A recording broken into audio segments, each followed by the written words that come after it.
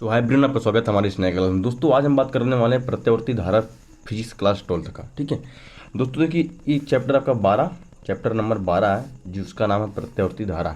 इस चैप्टर में जितना भी वेरी इंपॉर्टेंट क्वेश्चन था सारा क्वेश्चन मैं पढ़ा चुका हूँ, 5 नंबर 3 नंबर का, और कुछ क्वेश्चन लास्ट में बचा था वो भी मैं इस वीडियो में पढ़ा दूंगा। ठीक है, तो आज आपका ये प्रत्यावर्ती धारा चैप्टर खत्म हो जाएगा और कल स्टार्ट होगा क्या 13 नंबर चैप्टर। ठीक है, उसमें आपको बहुत इंपॉर्टेंट क्वेश्चन मिलेगा जो कि आपकी परीक्षा में पूछने का ज़्यादा चांस रहता है। मैं इस वीडियो में बता दे रहा हूँ ताकि आप लोग सजेस्ट कर दे रहा हूँ ताकि आप लोग अच्छे से तैयारी करते रहिए और अगले वीडियो का इंतजार करते रहिए। ठीक है दोस्तों, देखिए इस वीडियो में आपके लिए 5 क्वेश्चन लेकर आया हूँ जो कि आपकी परीक्षा में 3 नंबर और 5 नंबर में पूछा जा सकता है। ठीक है, 5 नंबर में और 3 नंबर में, और हो सके तो कि 2 नंबर में भी आ सकता है। ठीक है, तो 3 नंबर 2 नंबर और 5 नंबर। मैं आपसे कहता हूँ मेरे दोस्त कि आप लोग फिजिक्स और बायोलॉजी और केमिस्ट्री एक ऐसा सब्जेक्ट है जो कि उसमें मेरे दोस्त 3 नंबर और 2 नंबर क्वेश्चन ज़्यादा पूछा जाता है। 5 नंबर की मैं गारंटी नहीं लूँगा क्योंकि 5 नंबर का क्वेश्चन जितना भी होता है वो सिर्फ 2 क्वेश्चन या 1 क्वेश्चन आता है बस, चाहे वो केमिस्ट्री हो, चाहे वो बायोलॉजी हो, चाहे वो फिजिक्स हो। ठीक है, तो उसमें आपको 5 नंबर का जो क्वेश्चन पूछा जाएगा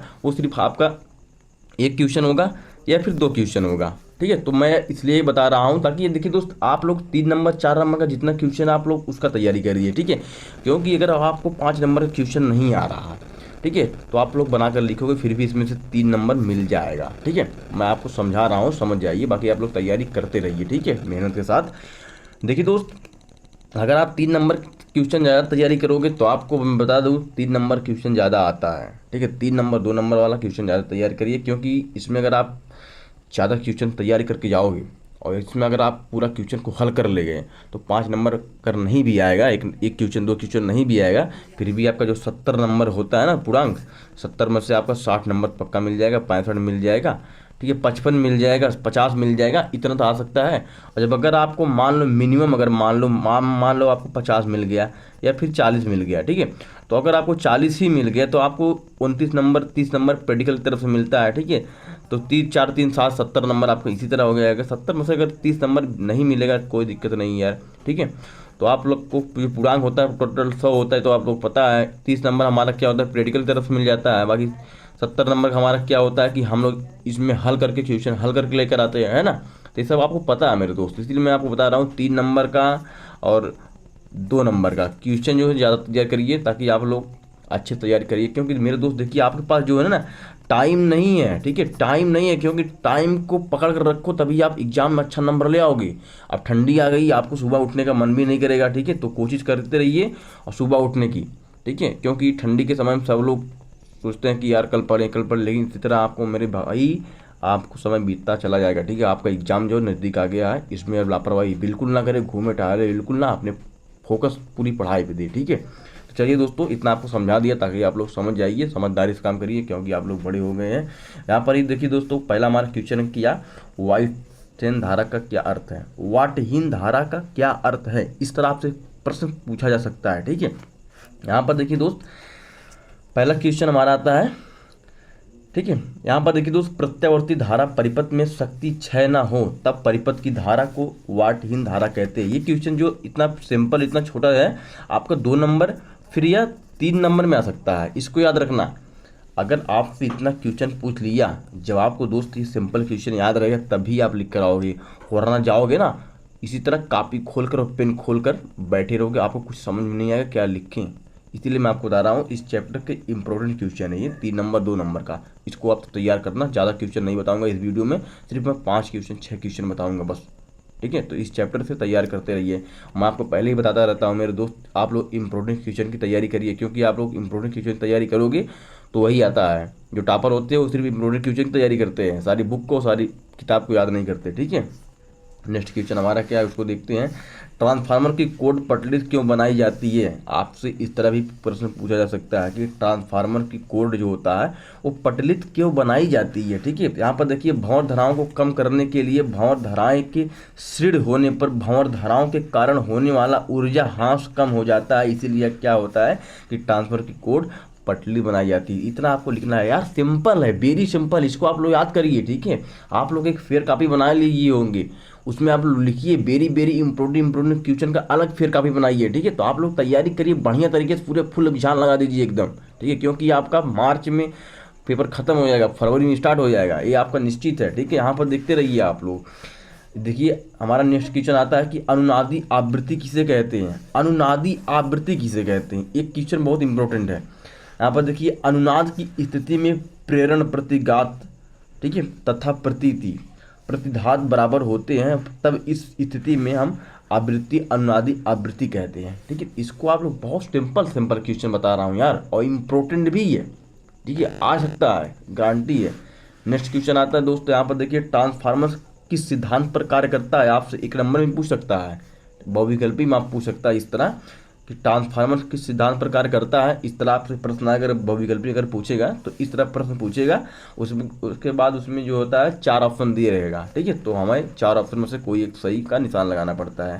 तो अगर आप इसमें भी पढ़े रहोगे तो अभी आप निशान लगा पाओगे सही का। ठीक है, यहाँ पर देखिए ट्रांसफार्मर अनुन्य प्रेरण सिद्धांत पर कार्य करता है, तो इसी तरह आपको 4 ऑप्शन दे देगा, अनुन्य प्रेरण, पटली धारा। ठीक है, तीसरी 4 ऑप्शन देगा, उसी में से आपको क्या करना होगा, सही का निशान लगाना होगा अगर 1 नंबर में पूछेगा तो। ठीक है, अगर 2 नंबर में पूछेगा कुछ इस तरह कि ट्रांसफार्मर किस सिद्धांत पर कार्य करता है, तो आपको सीधे ये इतना लिख देना है। ठीक है, समझ में आ गया होगा दोस्तों। तो मैं आपको कितना क्वेश्चन बता दिया, 1 2 3 4 क्वेश्चन बता दिया। अब हमारा चलता है नेक्स्ट क्वेश्चन। क्वेश्चन नंबर 5 दोस्तों देखिए, यहाँ पर है प्रत्यावर्ती धारा के शक्ति गुणांक की परिभाषा लिखिए। ये आपसे 5 नंबर में पूछ सकता है दोस्त, 3 नंबर में पूछ सकता है। ठीक है, क्योंकि इसमें परिभाषा पूछ सकता है या आपको बोलेगा टिप्पणी लिखी, जो परिभाषा है ना, यहाँ पर जो परिभाषा है यहाँ पर टिप्पणी भी लिख सकता है।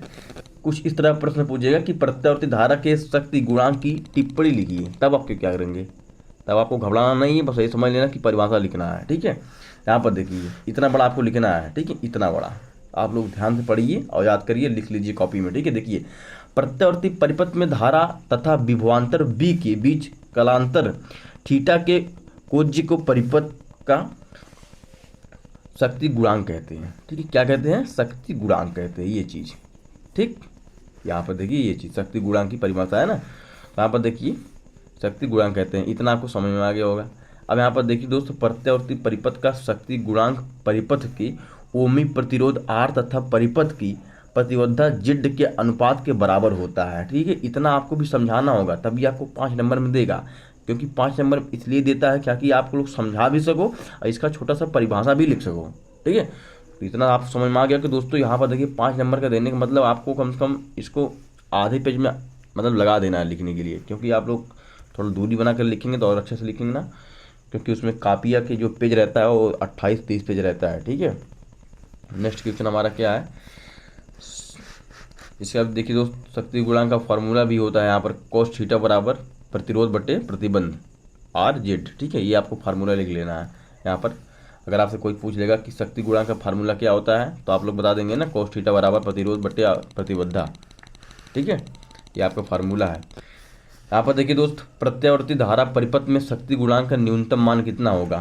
ठीक है, यहाँ पर देखिए प्रत्यावर्ती धारा परिपथ में यदि केवल प्रेतकत्व अथवा धारिता है तो उसका शक्ति गुणांक 0 होगा। ठीक है, अगर प्रेतकत्व, यहाँ पर देखिए प्रेतकत्व अथवा धारिता है तो उसका शक्ति गुणांक जो होता है वो 0 होता है, 0 होता है। ठीक है, यहाँ पर देखिए अगला क्वेश्चन नेक्स्ट हमारा आता है, देखिए शक्ति गुणांक का अधिकतम मान 1 होता है।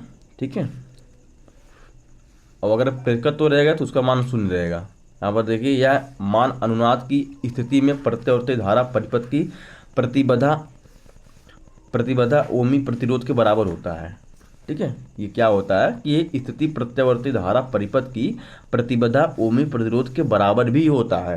ठीक है, अगर आपसे पूछेगा यहाँ पर प्रत्यावर्ती धारा परिपथ में शक्ति गुणांक का न्यूनतम मान बताइए, तो आप लोग को इतना लिख देना है। 5 नंबर में अगर पूछेगा तो इतना पूरा लिख देना है। ठीक है, तो आपको 5 नंबर कन्फर्म हो जाएगा दोस्त। ये क्वेश्चन जो जितना मैं क्वेश्चन इस वीडियो में बताया हूँ आपको, सारा का सारा इंपॉर्टेंट क्वेश्चन है इस चैप्टर का, आप लोग तैयारी कर लीजिएगा बढ़िया तरीके से। लास्ट बार बोल रहा हूँ, और चैनल पर नए चैनल सब्सक्राइब करके हमारे चैनल से जुड़ जाइए, क्योंकि मैं आपको तैयारी बढ़िया तरीके से इंपॉर्टेंट क्वेश्चन को तैयारी करवा रहा हूँ। ठीक है, आप लोग मैं पहले बता दिया कि दोस्त इंपॉर्टेंट क्वेश्चन की तैयारी करिए, क्योंकि आपका बोर्ड एग्जाम नज़दीक आ गया है। सारा क्वेश्चन पढ़ने के चक्कर मत पड़िए, इंपॉर्टेंट क्वेश्चन को पढ़िए, बस जो मैं बता रहा हूँ। ठीक है, बाकी जिससे भी पढ़िए सिर्फ इंपॉर्टेंट क्वेश्चन पढ़िए। ठीक है, बाकी चैनल पर नए चैनल को सब्सक्राइब करना, लाइक करना, बाकी कमेंट में जरूर बताना ये वीडियो आपको कैसी लगी। फिर मिलते हैं दोस्त नेक्स्ट वीडियो, तब तक के लिए धन्यवाद, जय हिंद।